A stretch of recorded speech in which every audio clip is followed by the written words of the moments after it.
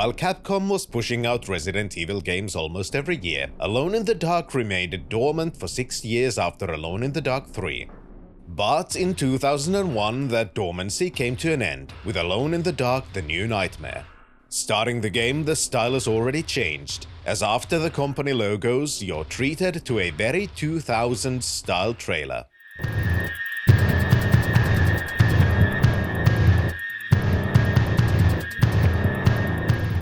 The main menu itself is very simple, but still with some flair. While I'm playing the PC version from GOG, you can tell that this was also during a time some people see as a dark time for PC gaming, as the PC version is a port of the Dreamcast version. This also explains why the menu works the way it does. With a simple list of items, you scroll through one at a time, seeing only a few options at once, as that was pretty standard for console game UIs at the time. In the options section, you can adjust the audio volume levels for sound effects, music, and dialogue, something I will always praise, as it allows the player to mix the audio to their liking. This is especially important since there is one major thing missing, which was also very common at the time, since there is no option to turn on subtitles, meaning it's even more important to be able to ensure you can properly hear the dialogue. Other than that, the only meaningful thing you can change in the in-game options menu are the controls. While the default controls are set for the keyboard, the GOG version at least does support X-input controllers, and you can bind each of the buttons to the possible controls. One thing that doesn't seem to be possible is to rebind the movement controls, which are locked to the left analog stick. Starting the game, you're shown a cutscene which introduces to us the story, beginning at October the 30th of 2001. It is a dark and stormy night, and the detective Edward Carnby is listening to a message of his friend and partner Charles Fisk, who has taken on a new investigation from a man called Johnson on a place called Shadow Island, having something to do with a Professor Obed Morton and Native American tablets. Unfortunately, he was just 2 days from retirement, so Fisk was found dead, leading Carnby to have a personal reason to follow up on his investigations. Find this Johnson who sent Fisk to the island, and be sent there himself so he can find Fisk's murderer. The next day, he's already on a plane to Shadow Island, accompanied by a young university professor whose task would be to authenticate and translate the found tablets. Things go awry, however, and something seems to attack the plane, leading to Carnby shooting at the invisible force, while parachuting out of the plane with his new partner in crime. The characters land in different places on the island, which then leads to a character selection screen. Here, the primary choice is Edward Carnby, a detective in his early 30s, looking much more edgy in his long black hair and brown leather jacket than the 1920s version with a large moustache was. While the selection screen is structured like a bio of the character, I can't help but be amused by the defining characteristics section, which I would assume gives us more detailed information about the character. In this case, Carnby's defining characteristic is that he owns a gun. However, Carnby is merely one of the two options. Emily Hartwood was a key character in Alone in the Dark, being the de facto main character of the first game, whose presence in the Derceto Manor actually made sense. While she was absent in Alone in the Dark 2, she did make a return in the third entry, where for the most part she was a background character, but when push came to shove, she was pivotal in defeating the evil forces of Slaughter Gulch, saving Carnby from certain death after he had foolhardily rushed into a trap. Of course, this means that once it was time to reboot the franchise and give it a bit of a facelift, the developers would completely disregard the character and replace her with a completely new one. She is Aline Sedrak, a 27-year-old university professor specializing in ethnology, whose special characteristic is an unknown father. If you do want to know more about the characters, you have to dive into the manual, where more detailed biographies of the duo can be found.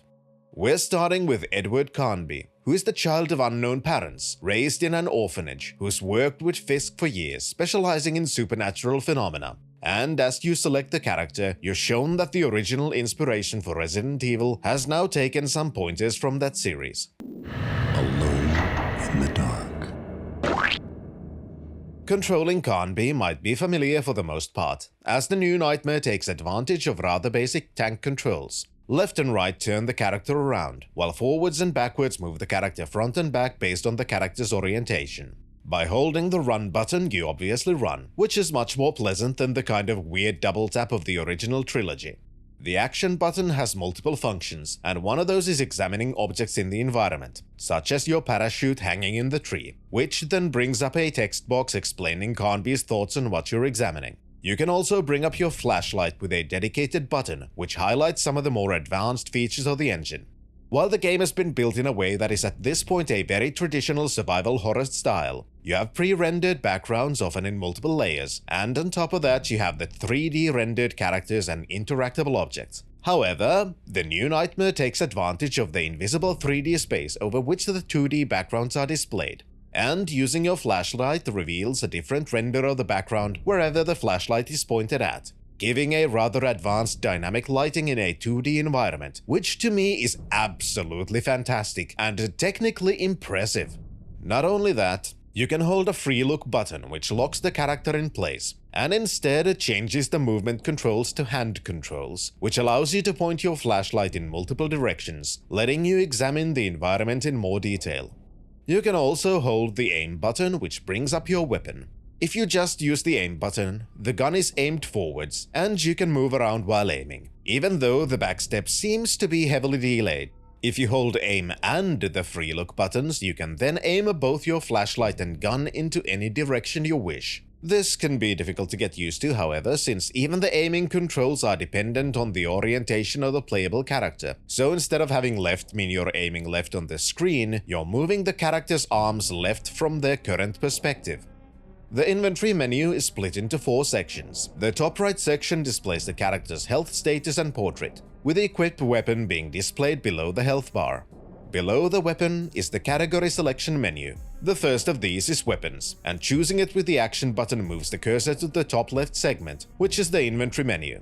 Here you can scroll through your current items, while in the final segment at the bottom left you can see the name of the currently selected object.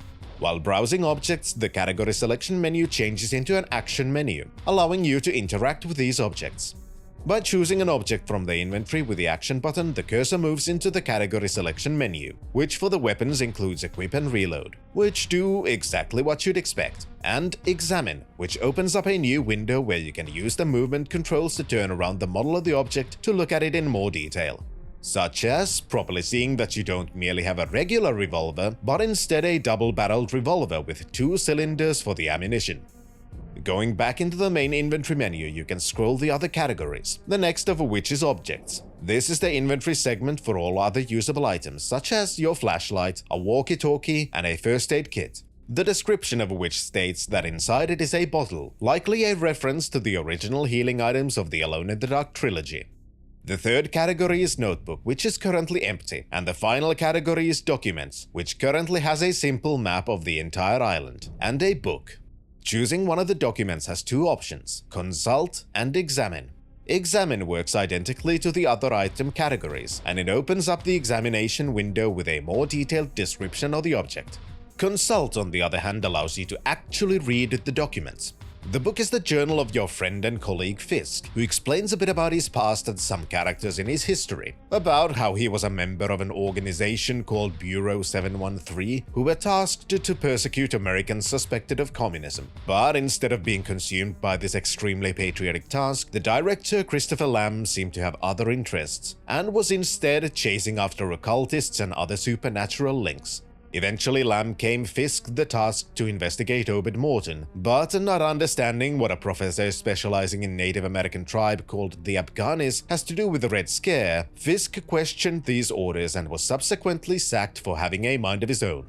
This merely made Fisk more curious about Lamb's activities and his seemingly growing power over the United States, clearly being backed by unelected billionaires to carry out some kind of a takeover of the US government. So he began his own investigation company, and now he had gotten a new lead and followed it to Obed Morton, only to be killed in the process.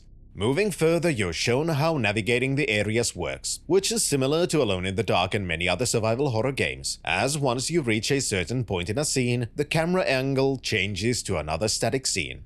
Going towards one direction, you're shown a quick flash of some things, and your progress is then stalled by a locked gate. Examining which shows a close-up of the lock and gives a little teaser of a puzzle you will have to solve in the future. Going the other direction, on the other hand, displays how in-engine cutscenes work, as you get some slight letterboxing while control is taken away from you. In this cutscene, Conby and Aline talk on the radio, explaining their own situations. Aline is understandably quite scared, having landed onto a rooftop of a mansion after the unknown entity attacked the plane. The characters use their flashlights to show each other where they are, as Conby promises to try and reach Aline to help her out. Since it can be difficult to know where you can and cannot go just by looking at the backgrounds, the game does provide you with a handy and relatively detailed map screen. In this screen, you can see a simple representation of the area you're currently in, and your position and orientation within it. There are also some features displayed, such as doors and stairways. If you had examined the locked gate, it will display in red, signifying that it is indeed locked, while unfound objects are displayed in grey. Moving into the only direction you can, you soon find a stone building and a path of blood leading inside. Since this is a video game, instead of running away from the dark building with blood all over it, you walk inside and find a man who suffered a mere flesh wound, who explains that he came to the island on a supply ship, and when they landed, someone shot everyone on board. He also explains that there are some kinds of beings on the island, and implores you to leave him. You promise to find help, but he merely laughs, being quite adamant it is a fool's errand. Help. But you'll die like everyone else. After this interaction, you regain control and can notice a very important feature. As you either walk around with your flashlight or point it around with the free look controls, you might notice a shimmer on the floor. This shimmer is an object you can pick up with the action button, which pops up a 3D model of the object before it's immediately transferred into your inventory. In this case, it is a key. This is meant to show the player that sometimes objects will be hidden in the environment and can be located by using your flashlight to reveal the hidden object, giving the player a reason to try and light all of the nooks and crannies of the scenes you find yourself in.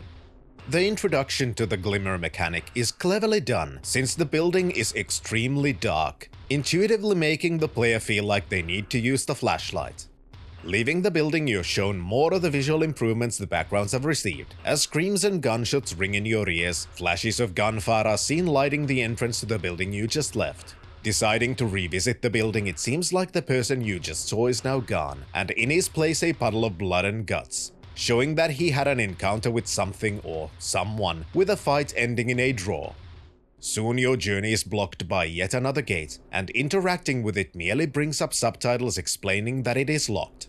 This is an introduction to item use mechanics. As to progress, you need to enter the inventory menu, scroll to the Objects tab, select the key you found, and in its Actions menu select Use. When facing the gate, this uses the key to unlock it, after which the key is automatically discarded. Going through the gate, you can see a very prominently placed 3D object sticking out of the 2D background, and if you happen to have your flashlight turned on, the previously seen glimmer also appears on this object, showing that this feature is not only intended for locating hidden objects, but also as guidance feature to highlight some usable or pickupable objects, such as this box of ammunition. You're also shown a short pre-rendered cutscene of two dogs in chains, clearly being aggravated by something seemingly invisible, which attacks and kills another dog.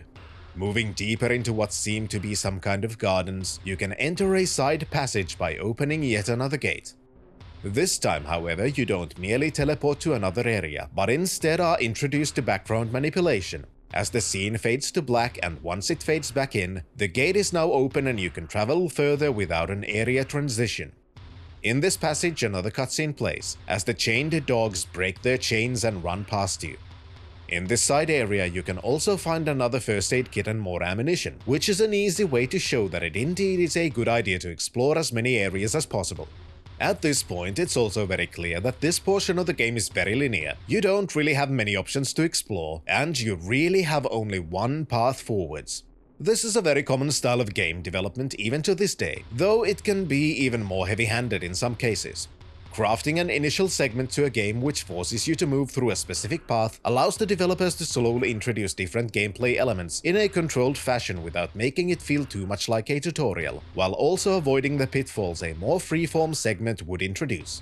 Such as the beginning of the first Alone in the Dark, which in many ways is in my opinion brilliant, but also not without its flaws. I did give a short mention about how many of the clues which are intended to guide the player to make certain deductions about the gameplay loop are only there when you choose Emily as the playable character, but I think I didn't make it clear enough how big of a difference this might make. If playing the first game as Canby, it's very much possible to not learn the lessons intended, and instead believe you're merely intended to learn how to use and abuse the clunky combat system to fight against enemies you might not feel prepared for at the very beginning, leading to multiple retries and potentially a bunch of frustration. This is why a more structured way of introducing the gameplay features is an understandable and a much safer choice for game developers to go for.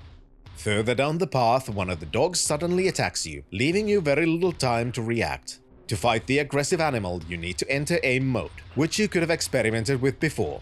Thankfully, it's not as difficult to use as it could have seemed, as there's no need to use the free aim mode at all.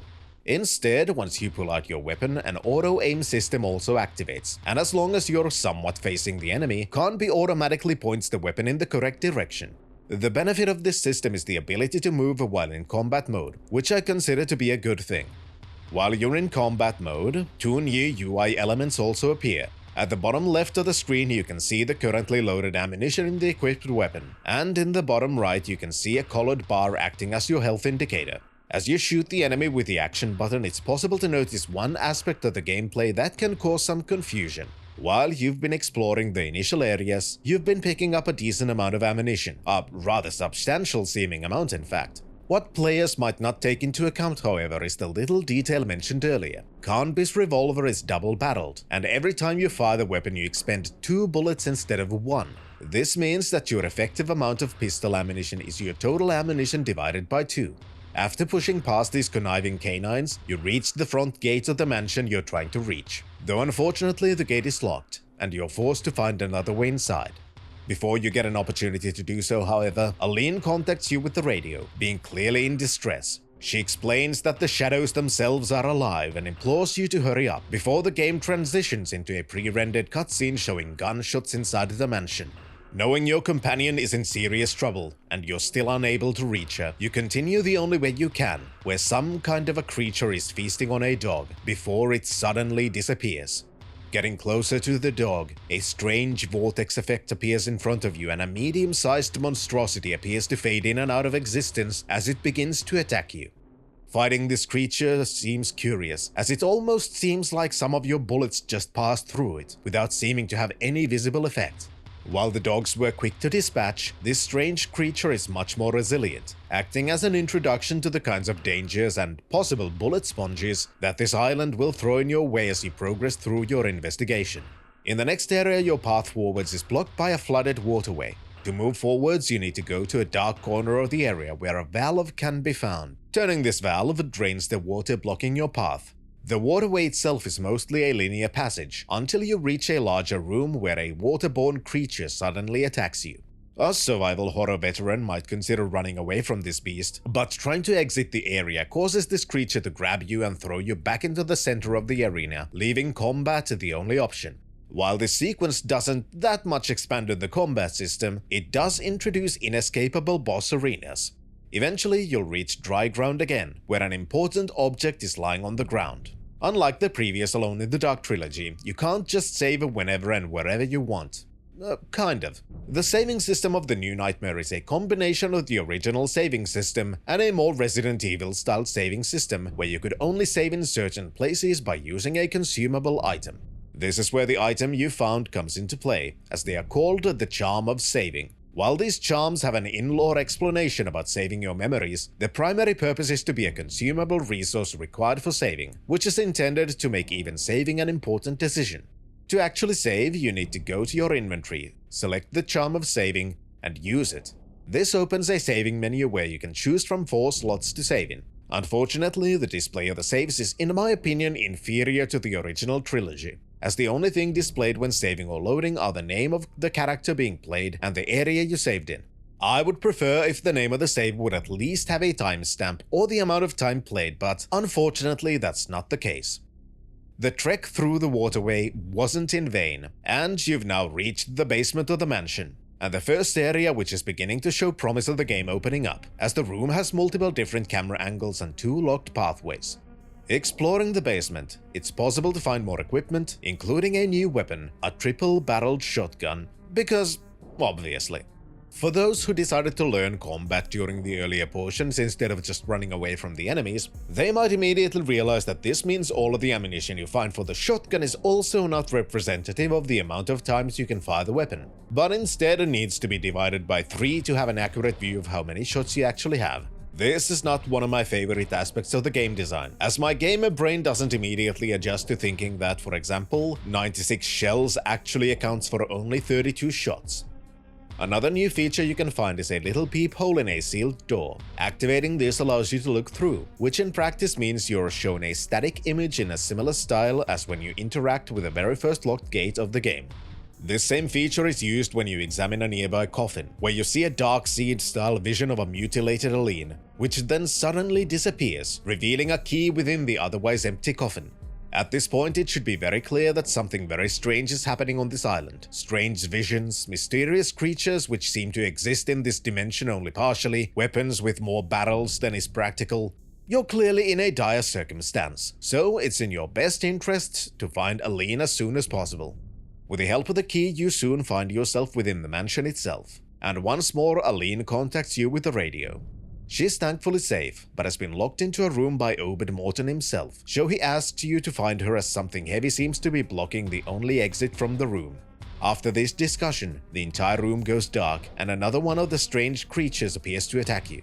For a game that takes advantage of pre-rendered 2D backgrounds, the lighting system is actually pretty amazing, allowing for this kind of dynamic lighting where the entire room can be lit up or made dark again with the push of a button. In many cases quite literally, as there are light switches in many of the rooms which allow for the player to control the lighting themselves. While Aline is quite impatient with your slow progress, you still have the opportunity to explore the room further. You seem to have found yourself in the main lobby with a central staircase leading to the second floor, or the first floor depending on where you're from, but I'll call it the second. In this room, in the very camera angle you first entered it, you can also see 2 features, one of which I always appreciate, as there is a functional mirror on the wall. I have this weird fascination for functional mirrors in video games, especially in the ages before ray tracing. This isn't just a nice visual detail, but is in fact pretty important. Right next to the mirror is a statue depicting the bust of a man. Activating the statue from the front opens up another close-up screen where you can interact with 2 dials with letters on them. Clearly, this is a puzzle, but what could be the solution? This too is in my opinion telegraphed pretty well, as the floor beneath the statue is scratched, implying that the statue has been moved around frequently. To push the statue, all you need to do is walk into the statue and press the action button, which causes Canby to move it next to the mirror, revealing 2 letters carved into the back of the statue. The way in which this puzzle has been created might not make sense if you're thinking too hard about it, since the only reason it works is because the world is practically in 2 dimensions, with static camera angles. As from Canby's perspective, he would easily see those letters carved into the back of the statue. Only us, the players, are left in the dark because we are unable to explore the world in all 3 dimensions. To me, this is not an issue, but it is a way to display how some puzzles might require thinking inside the vase. This isn't the only way to figure out you can push objects. In fact, you can also read the manual to do so, but who does that these days? Most importantly, the pushing mechanic comes into play as you go upstairs and find the room Aline has been sealed into. The only way to reach her is to move a cupboard that's blocking the doorway, a rather clever way to ensure that the player would learn to use this basic functionality relatively early in the game. Inside the room, you rendezvous with Aline, who's managed to lose her jacket, revealing the rather large plot inside. While we've not seen her adventure so far, she believes there is more than one Obed Morton and insists you help her reach a passageway in the roof of the room you're in. Despite Canby's objections, she explains that you 2 have different reasons for being on this island, and she intends to go on about her own investigation. This is what I consider the end of the tutorial segment, as up until this point the game has been very linear, introducing features one after another and slowly setting up the plot, which is still rather unclear aside from the initial motivation of Canby coming to the island in the first place, and the seemingly supernatural events that have been happening, which seem to have something to do with Obed Morton. From this meeting onwards, the game opens up more, and you're able to explore the mansion with some amount of freedom. Obviously, you're not going to have complete freedom, since just like many other similar games, most of the doors within the lobby are locked, and you still have only a few directions to explore until you solve even more puzzles and discover more keys and passages. But this is very classic game design. The largest difference between the initial starting segment and the mansion is the illusion of freedom. There may not be too many directions to go, and in essence, much of the gameplay is still linear, requiring certain steps to be taken to reach the next set piece. It still requires more and feels better than just running through a corridor to reach another corridor. The mystery of the multiple open Mortons could be a nice little running theme that keeps the player questioning the veracity of the claim for a while, but unfortunately that's not the case, at least if the player decides to explore the room a little bit. While exploring the mansion, it's possible to find new documents which are added into your inventory, which can then be read later either by interacting with the place from which you initially found them, or by going into the inventory menu, giving easy access to any documents you find without them taking your limited inventory space as they did in the original trilogy. The first of these documents a player is likely to find is the Journal of Alan Morton, Obed Morton's brother. In this journal, you find out how Alan's always been fascinated with the creatures of darkness, as he calls them, and of a gate into the world of darkness. His grandfather, Jeremy, seems to have known more about this gate, but refused to disclose the information, as if tempting Alan to seek the answers himself. Not only that, Alan clearly has disdain for humanity, and also towards his brother, who's more interested in earthly rewards and the praise of other humans, rather than the research into the creatures of darkness that Alan's dedicated his life towards. You also find out about someone called Eden Shaw, who seems to have served the family for decades, yet who also seems like a possible ally in defeating the monstrous creatures you've seen a few of so far, as Alan is very distrusting of his true motivations and firmly believes this Eden Shaw is against the shadows. Another document which you can find in the same room acts slightly differently, as it's a tape recorder within which Alan's recorded an Afghanis ritual chant. So instead of reading the document, you need to operate the tape recorder and listen to this wonderfully not subtitled piece of audio.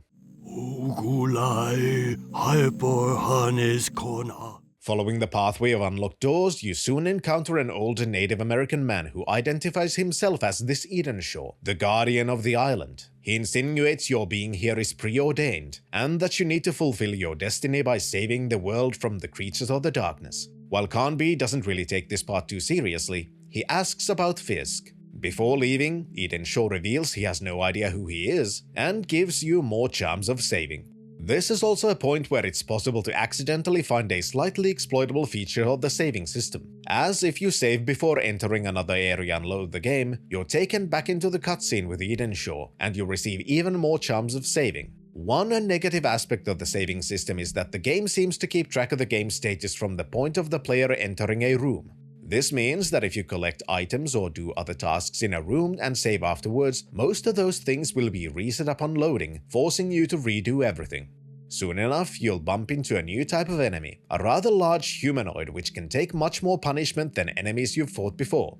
Since at this point you only have 2 weapons to play with, this acts as a good introduction to the necessity of using varying tactics depending on the enemy you encounter, as the pistol is almost useless against these creatures, except for knocking them down so you can hopefully run around them in the tight corridors. As such, the shotgun becomes a decent option to try, and quite unsurprisingly it does short work of the hulking monsters.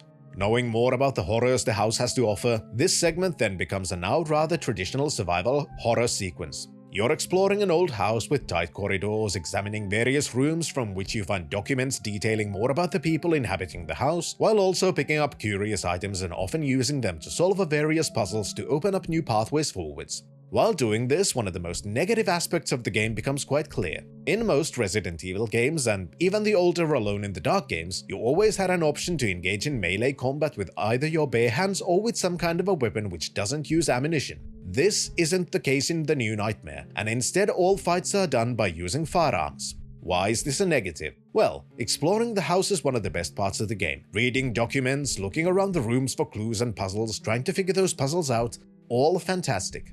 Sometimes those puzzles require several steps in different rooms, such as finding a flask, filling it with water, and then taking it to another room where the weight of the flask unlocks a mechanism.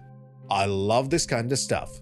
The problem lies in trying to figure these things out, as while running between rooms it doesn't take long to notice that most of the enemies respawn very quickly. It doesn't help that most of the corridors in the mansion are very tight, meaning it's practically impossible to just avoid the enemies, forcing the player to fight.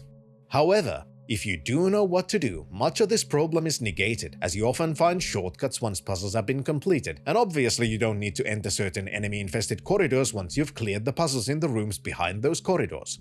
The problem is amplified by ammunition drops not respawning, so you do have a very limited amount of resources to deal with the enemies. This is very likely to lead to one unfortunate thing: save scumming. If a player feels like the game has stacked the odds so heavily against them with severely limited ammunition caches and respawning enemies, that exploring the house to figure out the most fun bits becomes more of a stressful ordeal than a fun thing to do, it makes sense many people will eventually resort to exploring a lot to figure out what to do, then load the game to do all of the puzzles and such in the most efficient order they can think of. Since the game is pretty generous with the charms of saving, this tactic is not only feasible, but also something the player is almost naturally being pushed towards adopting. Eventually, you'll reach the attic, where you receive a curious-looking grenade launcher, and also another call from Aline, who explains that she also met with Edenshaw, who claimed he can stop whatever is going on around the island, as long as you can find 7 animal statues he needs to perform some kind of a ritual. Believing he can be trusted for now, Carnby continues to explore the mansion, including the attic, from where even more enemies can be found, and eventually a pathway to a bedroom of an old woman. This woman is the mother of the Morton brothers, who doesn't have much new information to divulge, but does seem to have a very positive outlook on life. I am already dead. Go to hell! Soon after this meeting, Aline contacts you once more, and the plot finally catches up to what the players likely already figured out if they've had even the slightest interest in reading the documents scattered around the house, as Aline explains that Obed Morton indeed has a brother who is not only a twin, but also an Italian anti-hero. His brother? Alan, Obed's twin brother. So that's it. It seems as though Alan Morton is... how can I put it? Diabolic. Eventually, you'll reach the library, where you suddenly encounter multiple different puzzles. Up until this point, the puzzles have been mostly about using items and background features, but the library suddenly changes the puzzle dynamic. One aspect where this becomes clear and can initially be confusing due to how the player has been conditioned to think about the puzzles is that in the library it's necessary to put together clues that have been collected potentially much earlier during the playthrough. To solve one of the puzzles, it's necessary to use a feature which has so far been unused, and as such it's possible to have forgotten that it even exists. During your explorations, you've likely found 2 pieces of a photograph. In the inventory menu, it's possible to select one of the pieces and use the combine function in the context menu to put together both pieces into one object. This allows the completed photograph to be examined in more detail, where a clue to one of the library puzzles can be found. How to figure out if this even has anything to do with the library is by remembering a clue from the first moments in which you entered the mansion and read Alan Morton's diary.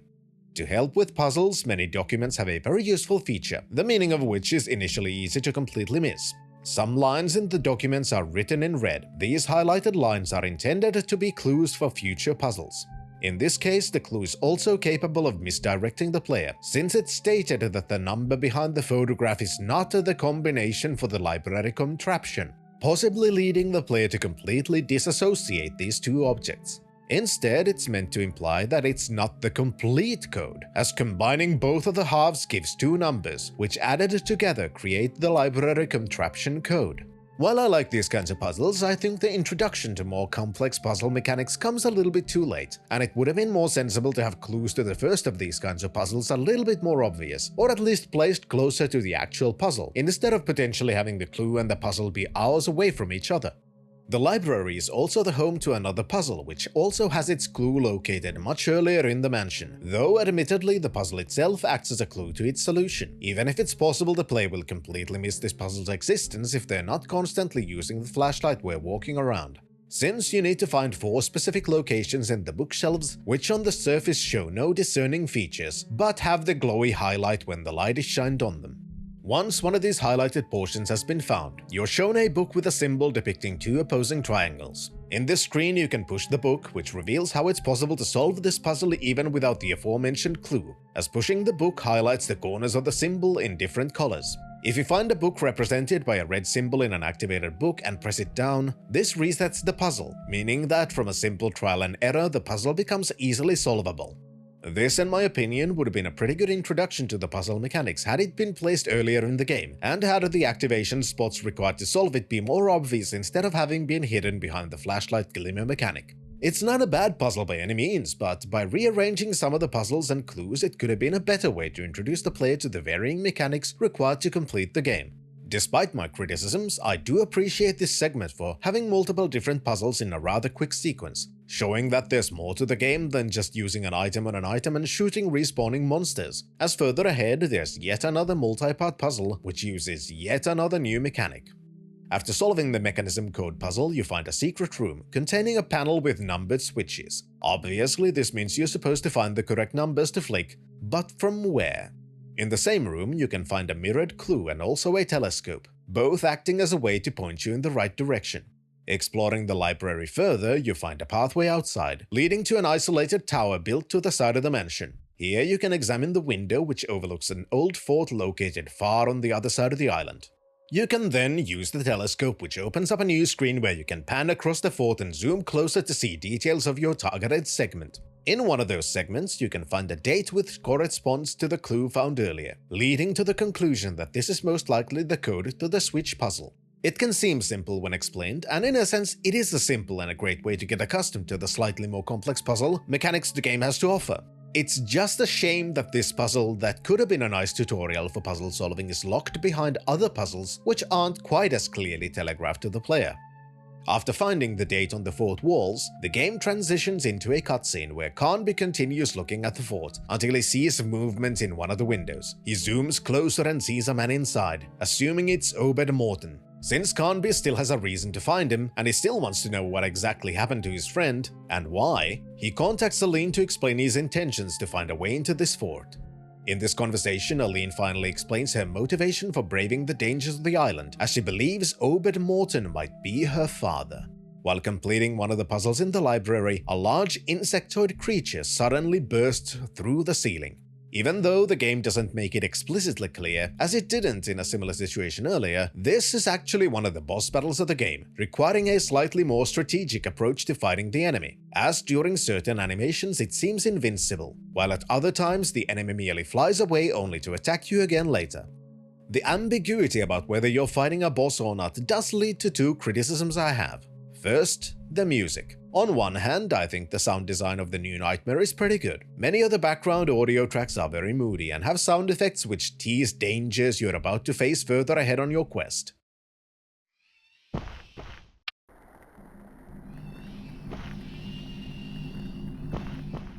Part of this moodiness is created with the use of very 2000s coded droning ambience, which makes heavy use of different types of noise and distortion effects. During the first Alone in the Dark, I brought attention to how it had a rudimentary situational audio system, which is now a very common way of manipulating player reactions and properly telegraphing the situation they found themselves in. However, the droning ambience in the new Nightmare isn't as well equipped to achieve this effect. As such, it's not initially as easy to discern whether the game intends you to be in a combat, or whether you've bumped into a boss, or if you're merely in the exploration phase, since the ambiance tracks can kinda blend together, making it harder to distinguish between the different phases. To combat this ambiguity created by the ambiance, a simple, although a very video gamey feature that could have been added to make boss fights more obvious would have been to have either the name of the boss or a health bar, or even both, appear on the screen while you're engaged in the boss battle, similar to, say, the Soulsborne games.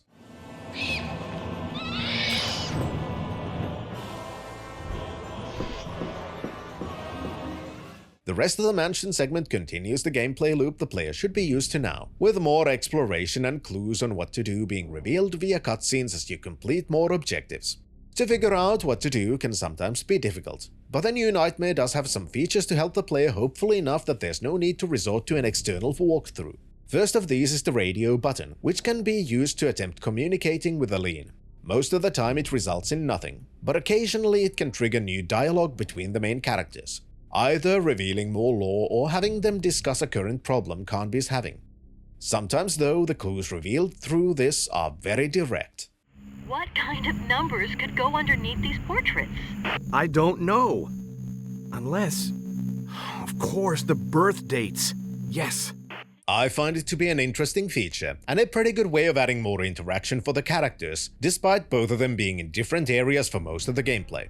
The second feature is something which is relatively easy to miss. Earlier I described the inventory screens, where things are neatly categorized to weapons, usable items and documents, with one of the screens labeled Notebook being blank, even this far in the game.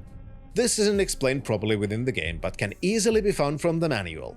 The notebook isn't actually blank. If you select the Notebook tab and enter it using the Action button, this opens a new screen displaying the notebook as a readable document. Whenever you progress in the game, new notes are added into this book, which can then be used as a reminder of what you've done and what you're intended to do. It's a very useful feature, just as long as you're aware that it actually exists.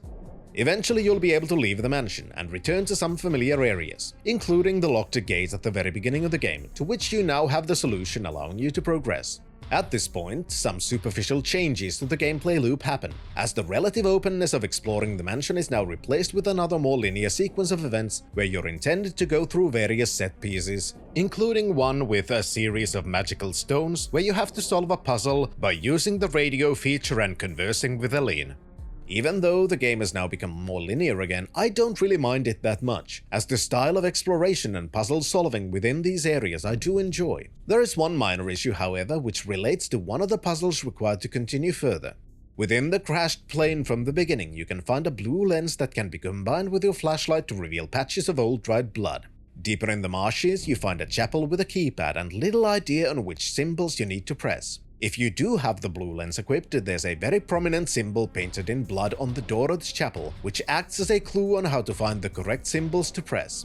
Unfortunately, these symbols are peppered around the set pieces through which you had to wander to reach the chapel, so it's more than likely the player is required to backtrack a relatively long way to find all of the symbols once they figure out that they even exist.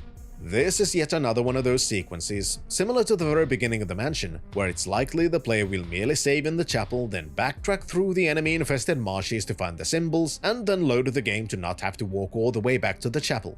It's a bit of a flaw in the game design, and it would have been better if one of the symbols wasn't placed so far back before the point where you even get the blue lens. Overall, though, it's a relatively minor gripe, but also a representation of some of the unfortunate gameplay design in a game with many great choices as well.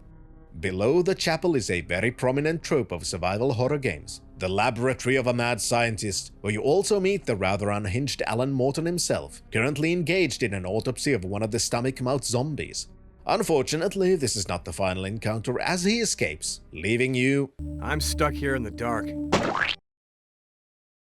While the puzzles in this sequence are part and parcel of what the player should now expect, one curious additional feature is introduced within the laboratory. Previously, the creatures of darkness have occasionally appeared through a shimmering portal of sorts, but they've been fully physical creatures manifesting in reality.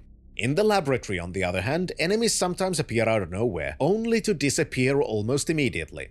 This is, in my opinion, a very interesting way to mix the gameplay loop, even if it is for a single sequence, as it's not entirely clear whether these specific enemies actually even exist, or if they're a manifestation of Canby's fears while he wanders the darkness, trying to find a way out.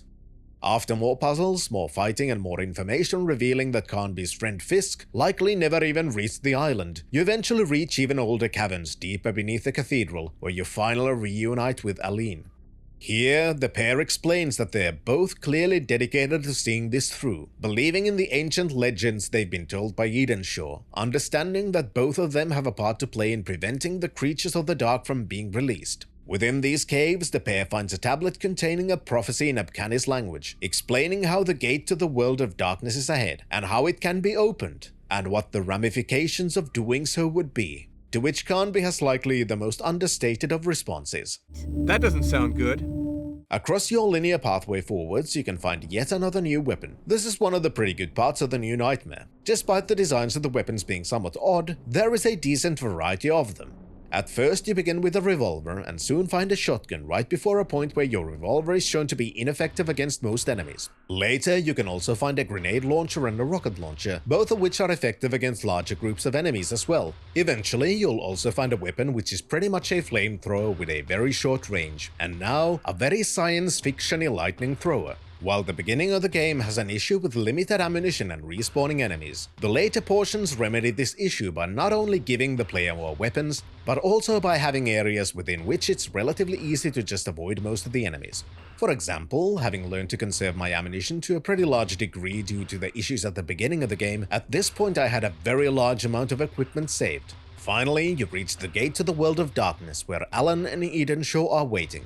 Here, Alan has his mandatory villain monologue during which he reveals that he has the final statue Edenshaw requires for his ritual, and that he intends to take it with him as he enters the World of Darkness. As the gate opens, Alan walks through it, and Carnby follows him.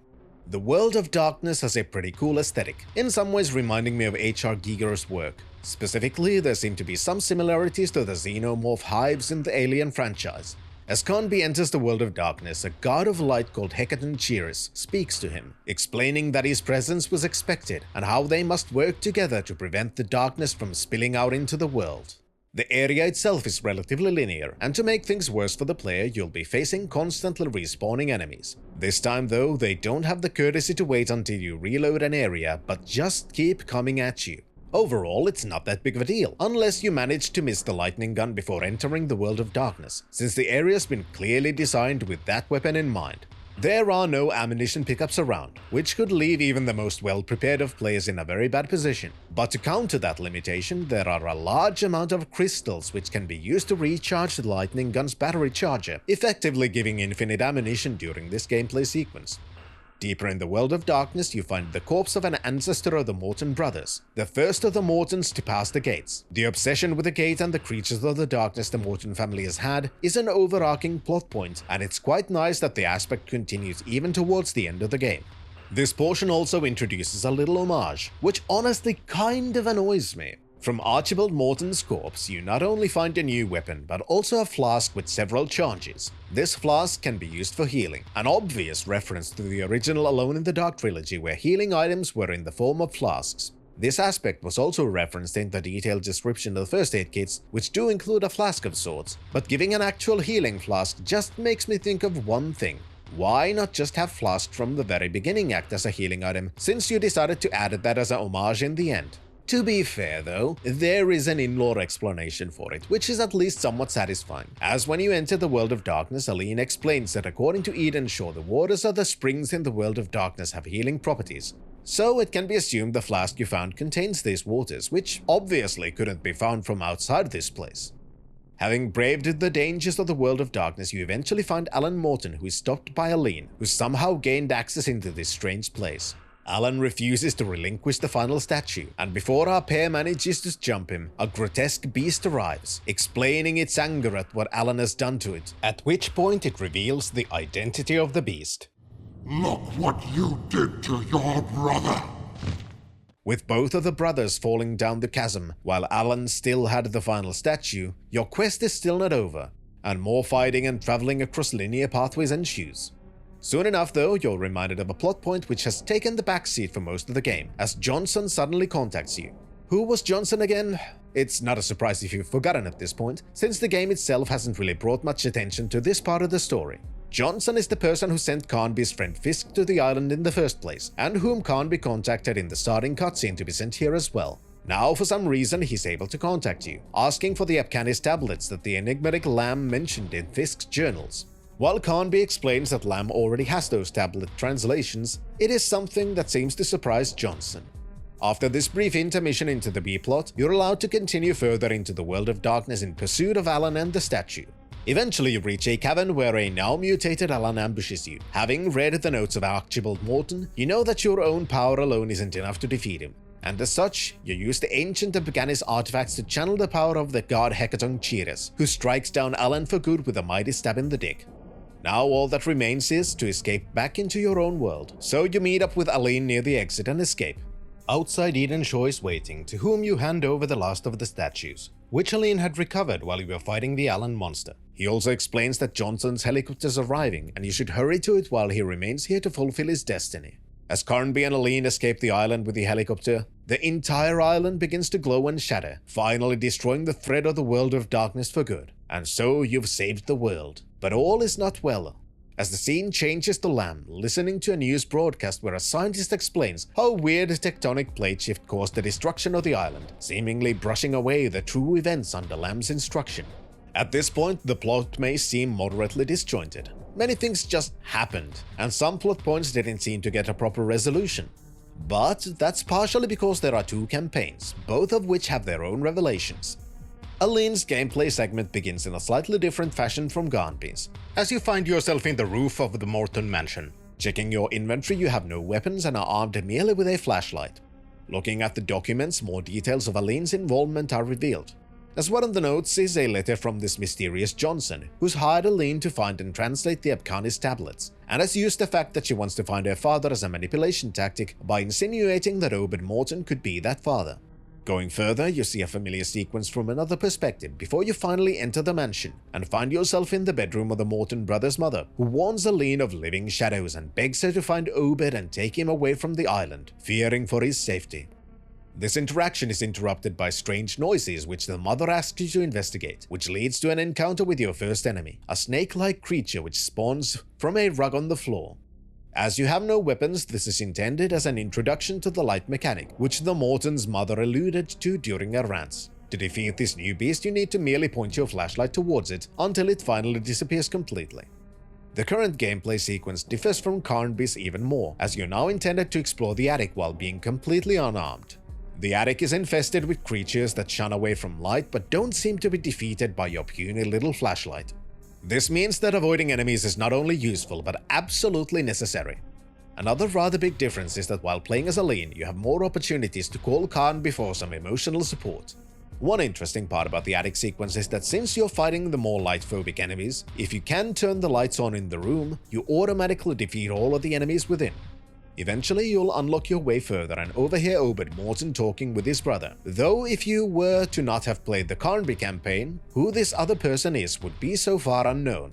Finding your first weapon is in a way a decent introduction to problem solving, as you've received a key and have been told that there's something important about a statue in the smoking room. There, if you turn off the lights, you're shown a scene where the base of the statue becomes transparent, revealing the weapon inside, demonstrating how clues function within Aline's campaign. Immediately after, however, you find out the first weapon is practically useless, as an enemy spawns nearby and dispatching it drains most of your ammunition. Soon you meet up with who seems to be Obed Morton, although with prior knowledge from the other campaign you can easily figure out it's actually his brother. During this meeting, Alan shoots Aline with a strange gun he carries with him, which seems to drug her and cause her to pass out. This then leads to a segment where Aline is locked up inside the bedroom, waiting for Carnby to release her. Before this happens though, you can enter a secret passage, within which you can find a new actually useful weapon, and where you hear Obed making a radio call to the mainland, the full recording of which you could have found in the later stages of the Carnby campaign, before Alan appears to punch him in the face. Once Carnby catches up to help Aline reach the attic, you see a strange light appear in the mirror. This spirit entity identifies himself as Shoehorn this Ethel. Judas Deserto. Okay, Judas Deserto. Something which would have been easier to understand if the game actually had subtitles. He explains that he can help Aline find out who her father actually is, but in exchange, he wants a mirror that he didn't show whom Aline is yet to meet has taken. From here, the linear gameplay loop continues as Aline's path is magically sealed, and she cannot veer off to explore. Instead, she is required to follow a specific path to her objective. Eventually, you do find the mirror and reach Deserto. Here, you're given a choice, and if you choose to give him the mirror, unsurprisingly, that doesn't end well, and you die. It's possible to be warned about this relatively obvious deception by returning to the Morton's mother's bedroom, where she explains the man in the mirror is evil. Choosing the correct option, on the other hand, defeats the spirit of Deserto, revealing an animal statue which you can pick up. This also leads to a potential plot discrepancy, as at this point the animal statues have no real importance to the main pair, but Aline is very proud of acquiring one, while Carnby seems to understand it is somehow meaningful. After this, you finally meet Edenshaw, who now explains the purpose and importance of the statues. I do think that these two events should have happened in the exact opposite sequence. For someone playing the Aline campaign after Carnby's, this isn't necessarily a major point, as they already know what the statues are about. But for someone playing the Aline campaign first, this would likely be a confusing sequence of events. This portion also demonstrates yet another very visible change in Aline's gameplay. Before this point, if you tried to veer from the intended path, You either had locked doors block your path, or even probably Deserter's magic teleporting you back onto the right path. Here, the game merely does a time skip as Aline wanders back to the Morton's mother's bedroom to ask her more questions. From here, the somewhat linear exploration of the mansion continues, but with slightly more freedom, as you're tasked to solve a puzzle which requires multiple steps in multiple rooms. This is a massive change from Carnby's campaign, which had multiple single-layer puzzles, as you now have to solve a more complex chain of problems, each of which has a varying level of clues. For example, in this one, your first key item is given by the Morton's mother. This item can then be used in the study to load a projector. But this is not enough. You also need to turn off the lights in the room and attach your flashlight onto the projector to complete the sequence, which then shows a cutscene of Alan's experiments with the creatures of darkness and his father's corpse. Having watched the cutscene, a secret compartment in the projector opens, revealing a new object which has to be examined in the detailed inventory view. Turning around this cube shows a floor plan of the library, with one specific spot highlighted, and numbers overlaid on the shelves. Once in the library, you can use the highlighted spot to find a mechanism into which you can insert the numbers from the cube. At this point, the major differences between the two campaigns should be clear. While Carnby was constantly in peril from numerous monsters and was solving relatively simple puzzles, Aline's campaign has fewer enemy encounters and the puzzles can be more complex. Solving the library puzzle also reveals the final product of Alan Morton's experiments, as a chamber rises from the center of the library hall, within which resides the now mutated Howard Morton, who immediately attacks you, leading to the first boss battle of Aline's campaign. After yet another teleport and some more puzzle solving, you eventually find your way outside the manor, on your way towards the fortress, which has remained completely unexplored during the Carnby campaign. This also introduces another new feature, which is yet another survival horror trope. An enemy that does not seem to die, and keeps hounding you at several points during the game. After defeating Howard Morton's mutated form in the library, the player may have noticed that unlike most enemies, the body of the boss didn't actually disappear, but instead remained motionless on the floor, and this is the case during each of your encounters with Howard. However, you can often merely avoid the enemy instead of directly engaging in combat with it, which can sometimes be a good idea, considering the amount of ammunition needed to incapacitate the beast. As you reach the fortress, you also encounter one feature advertised in the manual, but which in practice is almost inconsequential to even mention. The manual describes Aline being able to scale certain environmental features which Carnby cannot. This is demonstrated by how you enter the fortress, as you're given a prompt to climb the vines on the fortress walls. In practice, however, this difference could have been left completely unmentioned, since the areas in which you can climb these environmental features are few, and basically all of them are in places where Carnby never even visits. The inside of the fortress, on the other hand, is closer to Carnby's mansion segment, as you now have slightly more freedom to explore while trying to solve the secrets of this ancient construction. Some of the differences to Carnby's campaign remain the same, as the amount of enemies and their rate of respawning seems relatively low in comparison, and most of the enemies are easy to avoid as well. And most of the segment is about solving one puzzle which takes you into each and every part of the fortress. It's also interesting how the fortress sequence includes more interaction of the protagonist pair, as you reach the point of the story where Carnby and Aline met near the church, and have to help each other solve puzzles via the radio. And now you get to see those interactions from the other side, and the strange and seemingly pointless actions taken at the Circle of Stones begin to make sense. You also meet a crazed and imprisoned Obed Morton, who, despite seeming to be out of his mind, basically confirms that it is impossible for him to be the father of Aline, leaving her with only the goals of saving the world and escaping alive. The overarching puzzle of the segment is about building what amounts to a laser drill, by using the equipment and plans scattered around the laboratories built into the fortress. Having completed the device, it still needs to be powered, which requires the operation of a large lightning rod on the roof. However, operating the device also leads to yet another boss fight, this time with Howard Morton ambushing you in the lightning conduit room. This was honestly moderately annoying, not because it was dangerous, because it wasn't, but because it was tedious. The purpose of the fight is to lure Howard into a current of electricity, which occasionally strikes a device in the center of the room. To do this, you have to be far enough from the boss, which causes him to jump towards you. The problem is that he doesn't jump when the current is active, meaning that you need to time getting far enough away from the boss to coincide with the activation of the current. What doesn't help is that the lightning rod only stays active for a certain amount of time, so if you almost inevitably run out of time, you need to restart the timer and continue kiting the enemy around the room. Once the horrible Howard has been fried, you still need to get to the opposite end of the fortress while the lightning rod is active to open up a cavern which leads to the point where Carnby and Aline once more meet in the Apcanis caves.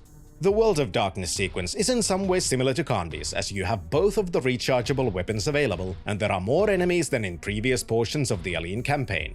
However, while Conby's path was a relatively linear and long romp through the enemy-infested caverns, Aline has to solve several puzzles while also having multiple areas with barely any enemies. Eventually the pair's paths coincide again as the mutated Obed attacks Alan, except now we see where Aline disappeared, as she climbs down the hole where Alan fell and recovers the final statue. Now all that remains is to escape through mostly empty caves where Johnson contacts you. He reveals that the image showing Obed Morton with Aline's mother is a fabrication, and he used it to persuade Aline in joining this quest under false pretenses, something which she isn't particularly happy about. Not only that, Johnson reveals that the translations of the Apcanis tablets have revealed the location of 2 more gates, so even if you are successful, this isn't the end of the story. Right before reaching the exit, you're stopped by the mutated Obed Morton, who now seems to have a kind of dual personality as a result of being merged with a creature of darkness. The creature portion attempts to gaslight Aline into not attacking by pretending to be her father, whereas the Obed portion warns Aline, telling her to escape. This leads to a very underwhelming boss fight where you need to shoot the shadow creature part of the enemy to finally defeat it. Once this is done, the Obed part takes control and rescues Aline from certain death. He asks Aline to escape as he stays behind to hold off the creatures of darkness, eventually sacrificing himself to ensure Aline's safety. One aspect of this that I really appreciate is that once the boss fight is over and the game transitions to a cutscene, the mutated Obed is visually different, as the creature half of him seems limp and dead, while the side with Obed's face is the one doing all of the actions. It's a very nice little detail, visually explaining what has happened. Finally, you meet up with Carnby and escape the World of Darkness, which leads to the same ending cutscene as seen in the Carnby campaign.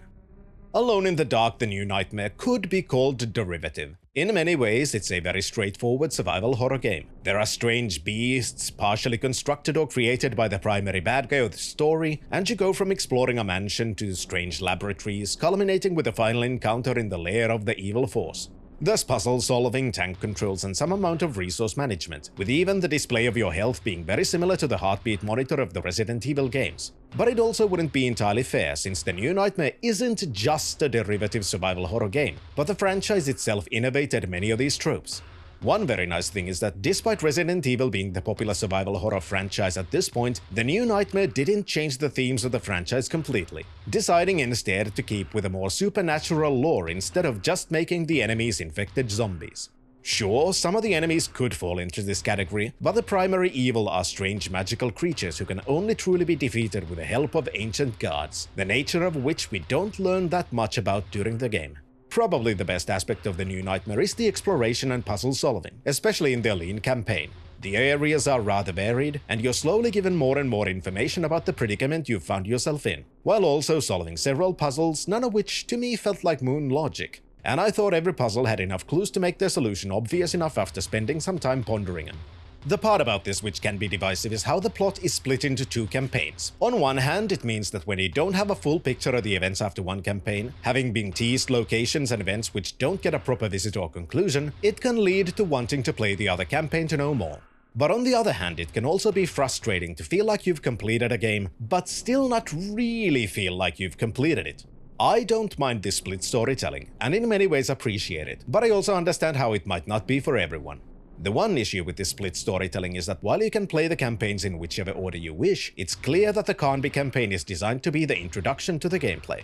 While overall I do think the Aline campaign is more interesting to me, with fighting feeling more balanced and the puzzles having more variety and complexity, while also being scattered across more of the playthrough than in the Carnby campaign, it doesn't do as good of a job introducing the gameplay features little by little to the player. One of the larger overall disappointments are the bosses, and it feels like the developers spent more time in fleshing out the lore and planning the puzzles, instead of trying to make the boss encounters something special. I already mentioned how it doesn't necessarily even feel like you're fighting a boss when you do find one, and that's really the biggest issue. Most boss encounters are just like normal enemy encounters, just with slightly larger enemies. There are only 2 boss encounters which really require something other than standing in place and shooting at a boss that slowly walks towards you, so these encounters could have used some work to make them more interesting. I'm also not the biggest fan of the kind of industrial ambiance which dominates the background audio during gameplay, but it's also not horrible. It's just not for me. Other than that though, the audio design is mostly pretty good, despite there being some strangeness with audio channels occasionally.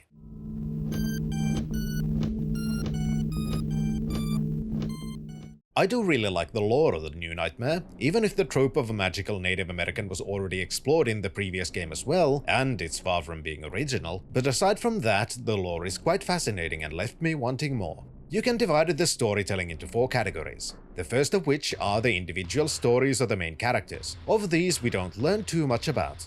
Both of the characters have holes in their personal history. Aline's father is unknown, and this is one of her motivations throughout the game, and it remains unsolved. Similarly, neither of Carnby's parents are known, and it's only briefly brought up. But what makes it more interesting is by whom it is brought up, as the god Hecatan Chiras mentions it while briefing Carnby as he enters the world of darkness.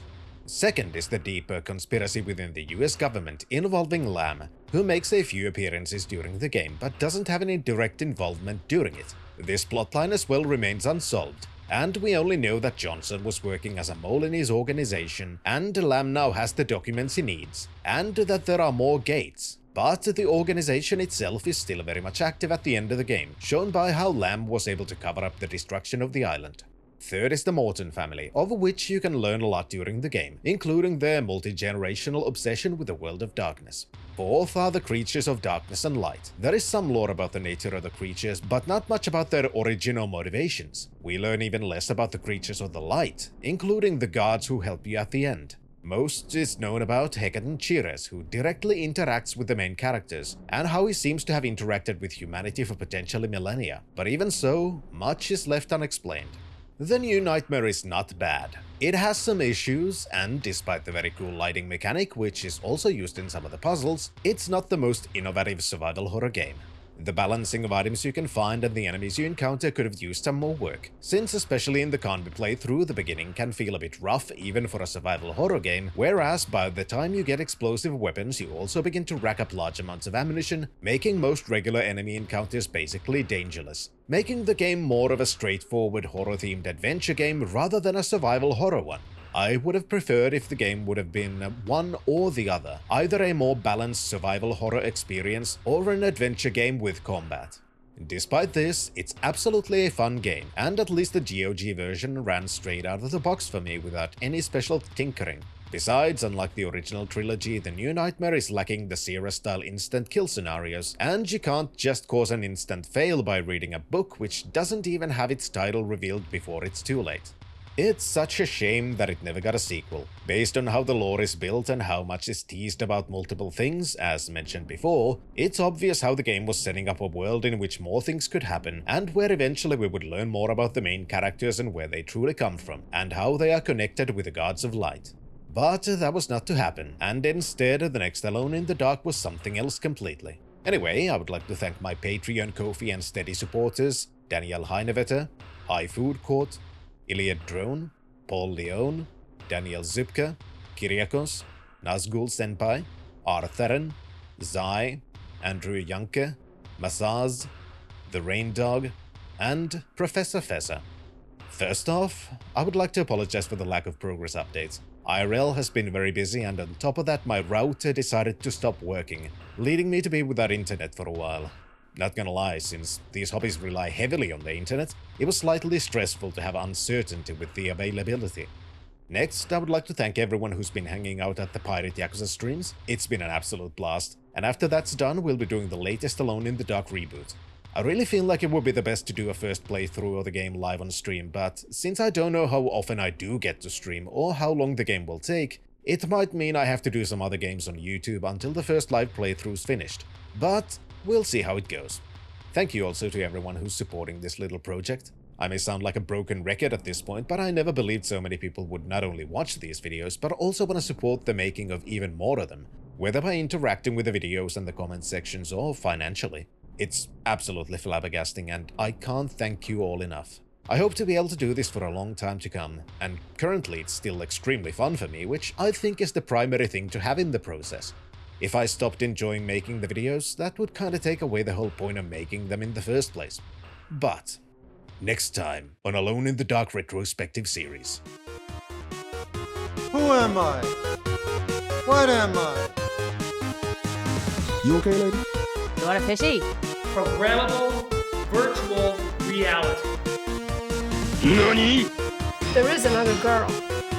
No, that is not true. I am the weapon. Nice beaver. Hei, olen Simo kumppani lehdestä. God damn it!